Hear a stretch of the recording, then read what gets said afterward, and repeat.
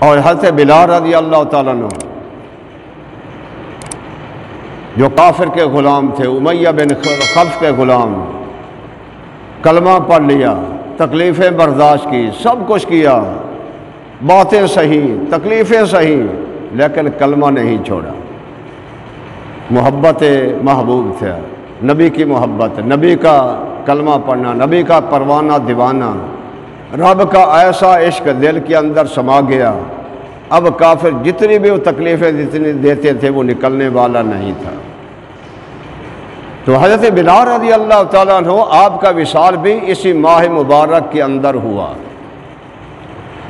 وہ سیدنا بلال رضی اللہ تعالیٰ عنہ قربان جائیں کہاں غلامی کا زندگی تھی، کہاں غلامی کا دور تھا، کہاں کافر کی غلامی، کافر مارتا تھا، کہیں تکلیفیں دیتا تھا، کہیں برداشت کرتے تھے۔ جب آزاد ہوئے، جب فتح مکہ ہوا، حضور شان شوکت کے ساتھ مکہ میں آئے، تو اسی حضرت بلال سے کہا ہے بلال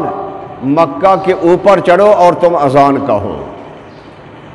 قربان جائیں، نبی کے ساتھ وابستہ ہونے سے، نبی کے غلامی سے، نبی کے ساتھ نسبت و تعلق رکھنے سے انسان کو کتنا عروج مل جاتا ہے، کتنی شان مل جاتی ہے۔ کہاں وہ غلام تھا، کافروں کی ماریں کھاتا تھا، اور کہاں آج خانہ کعبے کی چھت پر کھڑا ہو کر اذان دے رہا ہے۔ یہ نبی کے، اسی طرح ہم بھی آج بھی کہتے ہیں لوگوں نبی کے ساتھ تعلق کر رکھو، نبی کے ساتھ نسبت بنا لو اور پکی بنا لو، دین کے ساتھ تعلق رکھو، دین کو مت چھوڑو۔ دیکھیں حضرات محترم، ابو جہل جو تھا مکہ کا سردار تھا، خوبصورت بھی تھا، اونچا لمبا قد بھی تھا، طاقتور بھی تھا، سرداری تھی اس کے پاس، کئی اس کے نوکر چاکر تھے، عربی بھی جانتا تھا، لیکن نبی سے دور ہوا، اللہ کے رسول سے نسبت نہ قائم ہوئی، اللہ کے نبی کے ساتھ تعلق نہ جڑا، اسلام سے دور ہو گیا، تو کیا ہوا؟ چھوٹے چھوٹے بچوں نے بدر کے اندر اسے قتل کر ڈالا، قتل کر ڈالا۔ اور جب مسلمانوں کو اللہ نے فتح عطا فرمائے تو حضور نے فرمایا اس کی پاؤں میں رسی باندھ کر گھسیٹ کر اسے کنویں میں ڈال دو۔ کہاں وہ سردار، عربی جاننے والا، نوکر و چاکروں والا، زمین گھر والا، سرداری والا، لیکن نبی سے تعلق نہ جڑا، نبی سے نسبت نہ ہوئی تو ذلیل و خوار ہو گیا، دنیا کے اندر بھی ذلیل و خوار ہو گیا اور آخرت میں ذلیل و خوار ہو گیا۔ اور کہاں بلال حبشی رضی اللہ تعالیٰ حبش کے رہنے والے، رنگ کے بھی کالے، زبان بھی عربی نہیں آتی، غلامی کا دور گزرا ہے ساری زندگی، لیکن جب نبی کے ساتھ نسبت ہو گئی، نبی کے ساتھ تعلق ہو گیا، دین سے وابستگی ہو گئی، نبی کا عشق سینے میں آ گیا، اب وہی بلال خانہ کعبے کے اوپر کھڑا ہو کر اذان دے رہا ہے۔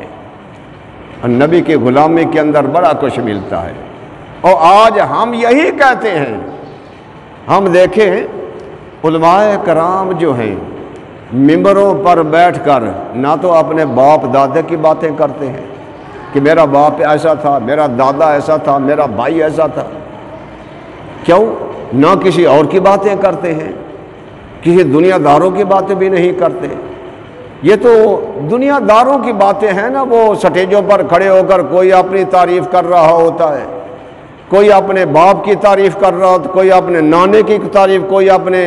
بیوی کی تعریف کر رہا ہوتا ہے، کوئی کسی اور کی تعریف کر رہا ہوتا ہے، لیکن یہ منبر رسول ہے۔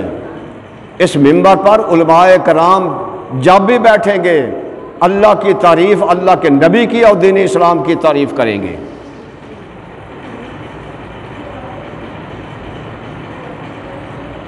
اور انہیں کوئی اور تعلق نہیں، نہ اپنے باپ دادا کی تعریف نہیں، اپنے خاندان کی تعریف نہیں کریں گے۔ کیوں؟ اللہ کے نبی کی تعریف ہو رہی ہوگی، کبھی اللہ کے نبی کے چلنے کی باتیں کریں گے، کبھی اللہ کے نبی کے بولنے کی باتیں کریں گے، کبھی اللہ کے نبی کے فرمایا صحابہ کرام کے اندر بیٹھ کر فیصلے کرنے کی باتیں کریں گے، کبھی حضور کے فضائل بیان کر رہے ہوں گے، کبھی حضور کے معجزات کا تذکرہ ہوگا، کہیں حضور علیہ السلام کے شمائل کا ذکر ہو رہا ہوگا۔ علماء کرام جب بھی ممبروں پر بیٹھیں گے اللہ اللہ کے نبی کی اور دین اسلام کی باتیں کریں گے، تمہیں بلائیں گے، لوگوں آؤ سچا سودا لے لو، یہ وہ سودا ہے، اس سودے کا لے لو گے تو تمہیں کہیں گھاٹا نہیں پڑے گا اور ہمیشہ تم سرخرو رہو گے، خوش رہو گے۔